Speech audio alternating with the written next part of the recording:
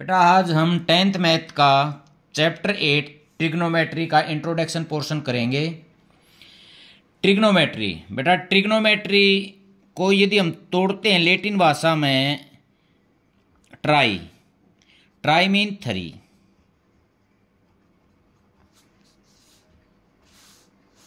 गोन गोन mean sides,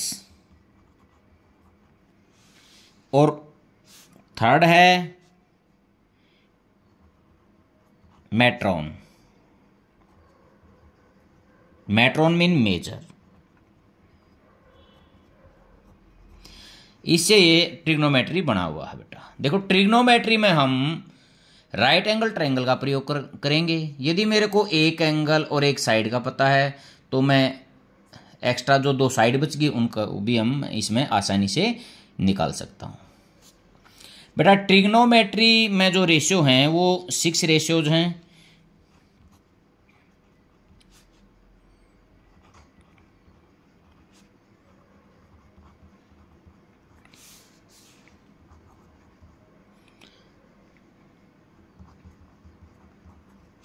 first जो ratio है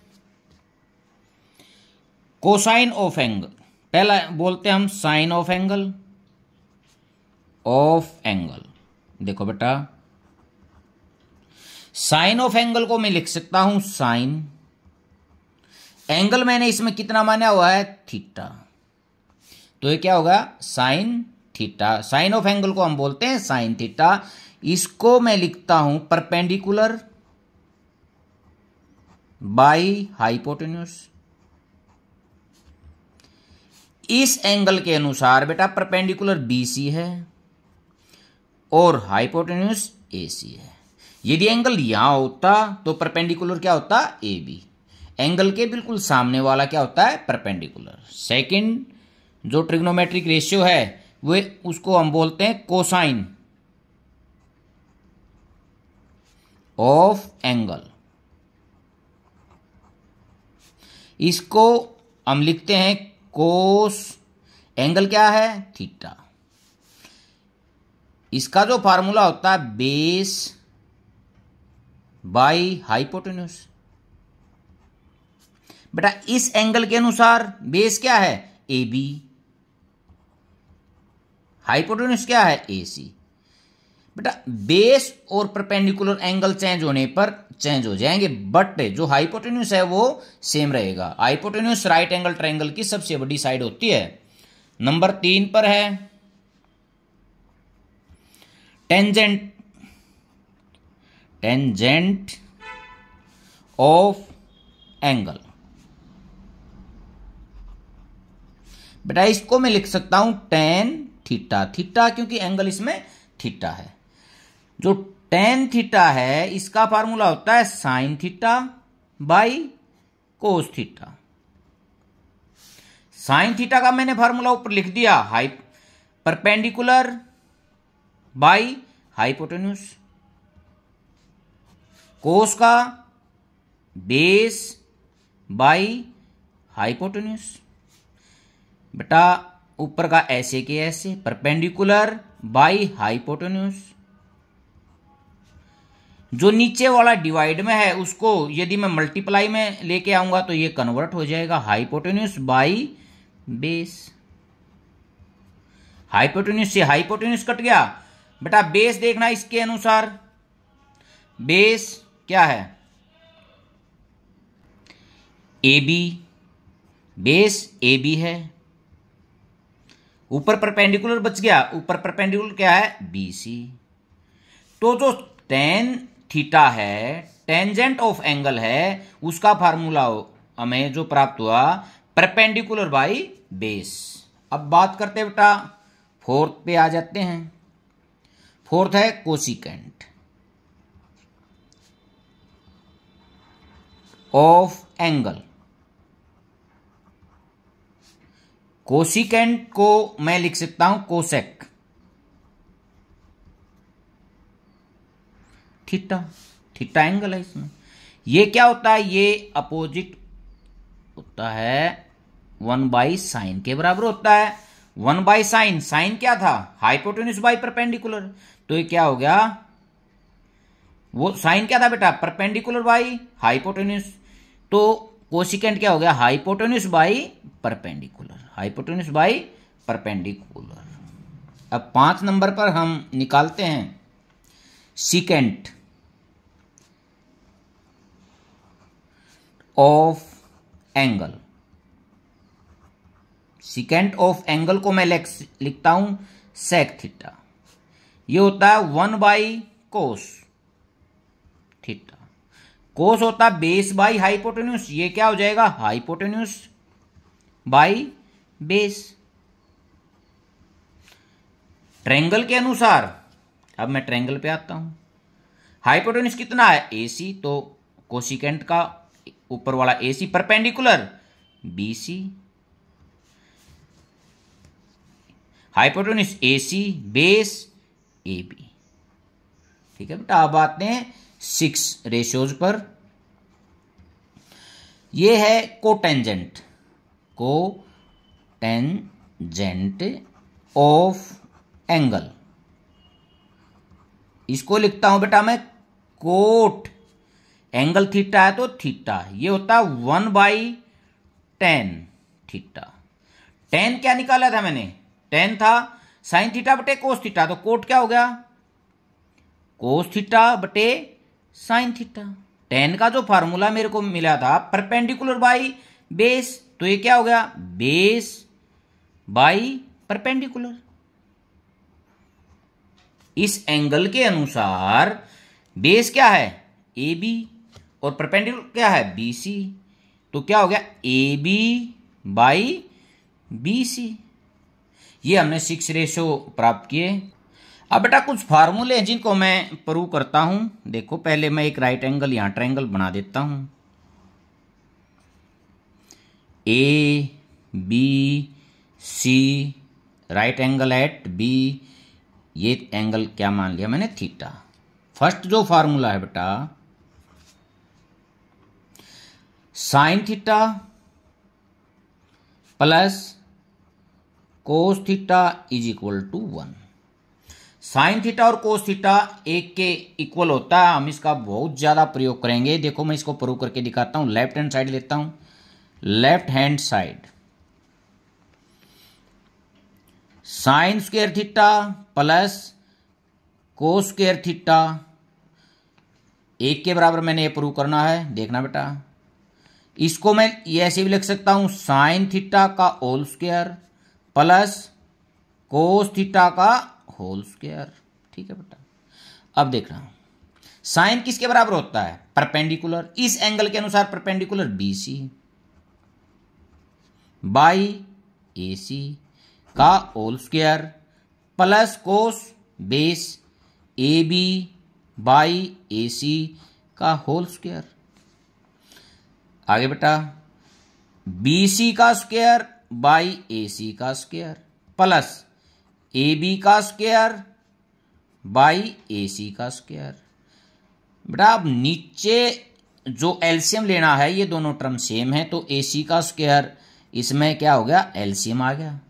LCM यदि सेम है, इसको इससे डिवाइड करूंगा 1 पे चलेगा, 1 की और BC के स्क्वायर की गुणा करूंगा तो BC का स्क्वायर, इसी प्रकार AB का स्क्वायर।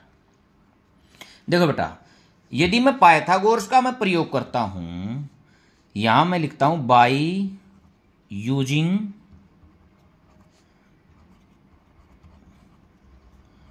गोरस थ्योरम। पाइथागोरस के अनुसार AC का square is equal to AB का स्क्वायर प्लस BC का स्क्वायर।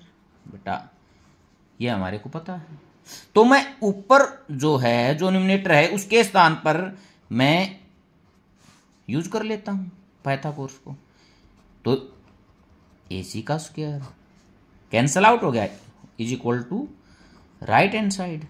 तो हमारे को जो ये फार्मूला था sine square theta plus cos square theta is equal to 1 हमारे को प्राप्त हो गया। बेटा इसको मैं ऐसे ही प्रयोग करता हूं, साइन स्क्वायर थीटा किसके इक्वल हो गया, 1 माइनस कोस स्क्वायर थीटा, और कोस स्क्वायर थीटा किसके इक्वल हो गया, 1 minus sign square theta.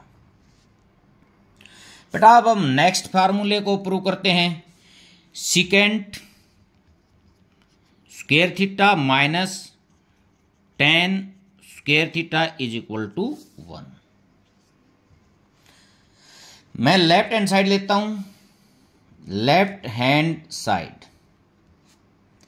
Secant square theta minus tan square theta is equal to, secant को मैं स्क्वायर को ऐसे भी लिख सकता हूं, सिकेंट थीटा का whole square minus tan theta का होल स्क्वायर। ठीक है बेटा। अब सिकेंट क्या होता है? सिकेंट कोस का अपोजिट होता है।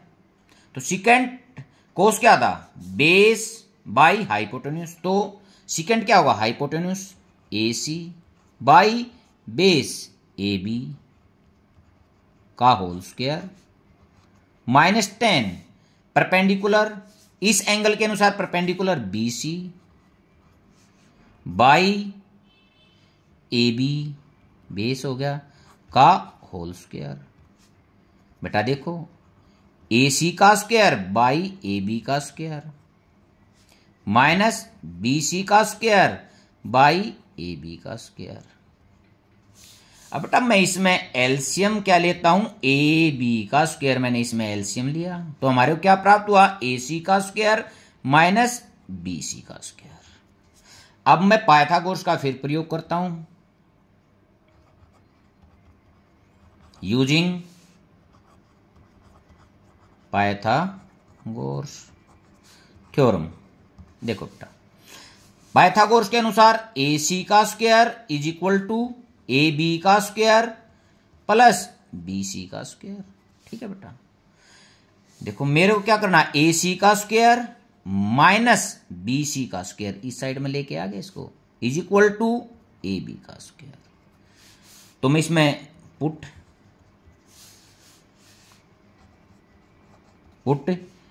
वैल्यू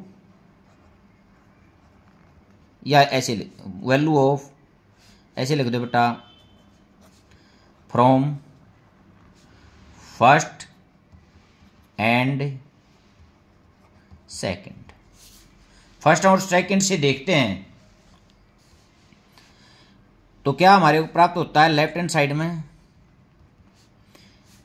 ऊपर AC का स्क्वायर माइनस BC के स्क्वायर के स्थान पर मैं क्या लिखता हूं? AB का स्क्वायर बाई AB का square equal to 1 equal to right hand side. बेटा देखो मेरे को ये फार्मूला मेरा प्रूव हो गया है। Secant square theta minus tan square theta is equal to 1। मैं इसको प्रयोग करूंगा, ऐसे ही प्रयोग करूंगा, secant square theta is equal to 1 plus tan square theta. Tan square theta देखो बेटा, टेन स्क्वायर थीटा 1 इस साइड आ जाएगा, क्या होगा? Secant square theta minus 1। अब हम नेक्स्ट फार्मूला करते हैं, cosecant square theta minus cot square theta is equal to 1। देखो बेटा एक राइट एंगल ट्रायंगल फिर यहां बना लेते हैं, क्योंकि बार बार ऊपर देखने से यही बना लेते हैं। ABC ये एंगल मैंने थीटा लिया। Left hand side cosecant square theta minus cot square theta is equal to cosecant theta का whole square minus cot theta का होल स्क्वायर। बेटा आप कोसिकेंट देखते हैं क्या होता है। कोसिकेंट होता है साइन का अपोजिट, जो साइन है उसका अपोजिट। साइन होता है परपेंडिकुलर बाई हाइपोटेन्यूस, ये होगा hypotenuse AC by perpendicular BC का होल स्क्वायर माइनस कोट होता है बेस बाई परपेंडिकुलर। तो हमारे को प्राप्त हुआ AC का स्क्वायर बाई BC का स्क्वायर प्लस ना माइनस बाई, वैसे बाई मिस्टेक लग गया, AB का स्क्वायर बाई BC का स्क्वायर। एलसीएम BC का स्क्वायर AC का स्क्वायर माइनस AB का स्क्वायर। फिर दोबारा हम पाइथागोरस का प्रयोग करते हैं बाय यूजिंग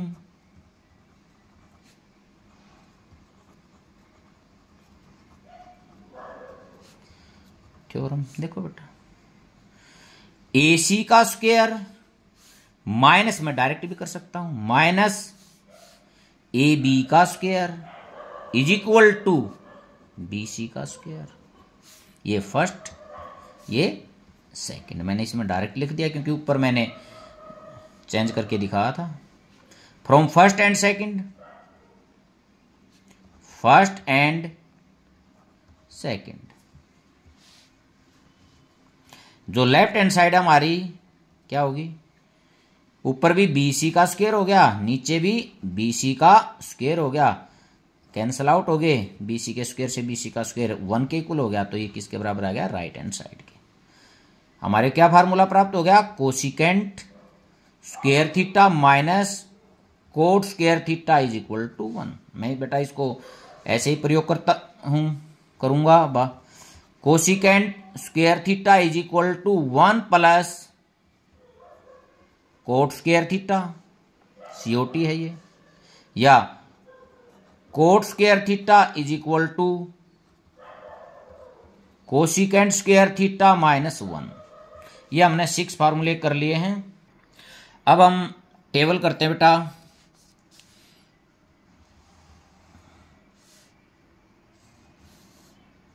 ये थीटा को मैं एंगल लेता हूं साइन थीटा। जो एंगल वेरिएबल लेंगे, निकालेंगे वैल्यू 0 पर। जो सेकंड वैल्यू निकालेंगे वो 30 डिग्री पर। फिर जो वैल्यू निकालेंगे 45 डिग्री पर, 60 डिग्री पर और 90 डिग्री पर। 10th में जो हम करते हैं वो 90 तक ही करते हैं। देखो बेटा, मैं यहाँ एक सिंपल हा तरीका लेता हूँ, पहले इससे समझाता हूँ। देखो बेटा, ये बेस है, इसको मैं 0 पॉइंट देता हूँ, 0 नंबर देता हूँ, 0 स्टेप लगाता हूँ। जो 30 डिग्री का एंगल है उसको मैं फर्स्ट स्टेप मानता हूँ। जो 60 डिग्री का 45 डिग्री का एंगल है उसको मैं सेकंड स्टेप मानता हूँ। जो बेटा 60 डिग्री का एंगल है उसको मैं थर्ड स्टेप मानता हूँ। और जो 90 डिग्री का एंगल है उसको मैं फोर्थ स्टेप लेता हूँ।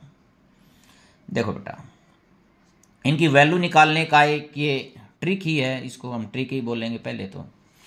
देखो क्या करते हैं, नीचे मैं 4 लेता हूं रूट के अंदर, ऊपर जिस स्टेप पर होते हैं हम वही लिख लेते हैं, और वो जो भी वैल्यू आएगी वो यहां लिखेंगे। देखो पहले मैं 0 स्टेप पर हूं तो 0/4 का रूट निकालूंगा तो किसके इक्वल आएगा, 0 के, इसलिए इसकी वैल्यू 0। अब मैं सेकंड स्टेप पे चलता हूं।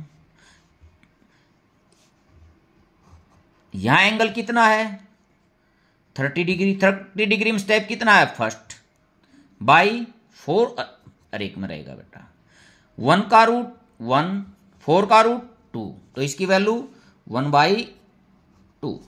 अब आगे चलते हैं बेटा 45 डिग्री पर। 45 डिग्री पर चलते हैं तो सेकंड स्टेप हो गया, नीचे 4, 1/2, रूट के अंदर 1/2, 1 का रूट 1, रूट 2 की वैल्यू एक्यूरेट हमारे को पता नहीं है, ये डेसिमल में आएगी इसलिए इसको ऐसे ही लिख देते हैं बेटा। अब बात करते हैं 60 डिग्री पर। थर्ड स्टेप है /4, रूट 3/2, रूट 3/2। अब बात करते हैं 90 डिग्री पर। फोर्थ स्टेप है 4/4, 1 का रूट 1 बेटा, 4/4, 1 का रूट 1। ये हमारे को वैल्यू मिल गई साइन की। अब बात करते हैं कोस की। मैंने बोला है ट्रिक से कर रहा हूं पहले। कोस थीटा, जो साइन की 90 है कोस की वो 0 पे है, वो बताऊंगा किस तरह है। जो 60 पे है वो 30 पे है, 45 पे सेम है, 30 और 60 एक्सचेंज हो रही हैं, 0 और 90। अब बात करते हैं बेटा tan की, tan थीटा। tan थीटा होता है sine theta by cos theta, 0/1 0, 1/2 को √3/2 से मैं यदि डिवाइड करता हूं तो वैल्यू आती है 1/√3। सेम को सेम से डिवाइड करूंगा 1, इसमें आएगी √3। आगे देखते हैं बेटा 1/0 नॉट डिफाइंड। ठीक है बेटा, अगली जो वैल्यू निकालते हैं हम,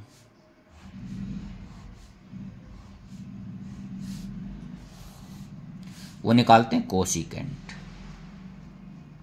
ये साइन का अपोजिट होता है, साइन 0, 0 का मतलब 0/1, ये यहां क्या आ जाएगा 1/0, तो 1/0 नॉट डिफाइंड।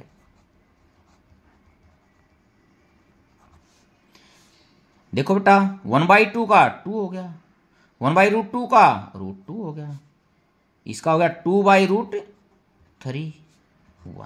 1 को यदि 1/1 को लिखेंगे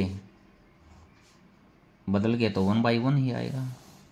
अब आगे देखते हैं बेटा सीकेंट थीटा, ये कोस का 1/1 में आता है, सीकेंट थीटा होता है 1/कोस, तो ये 1, ये 2/√3, ये √2, ये 2, 0 है, 0 का मतलब नॉट डिफाइंड हो जाएगा। अब नॉट डिफाइंड, ऊपर मैंने 2-3 में ये बता दिया क्योंकि अब 0 नीचे आ जाएगी, इसलिए नॉट डिफाइंड हो गया।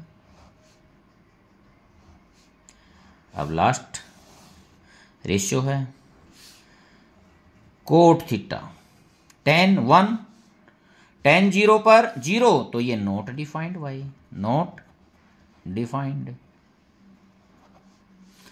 √3, 1, 1/√3, नॉट डिफाइंड का कितना हो जाएगा 0।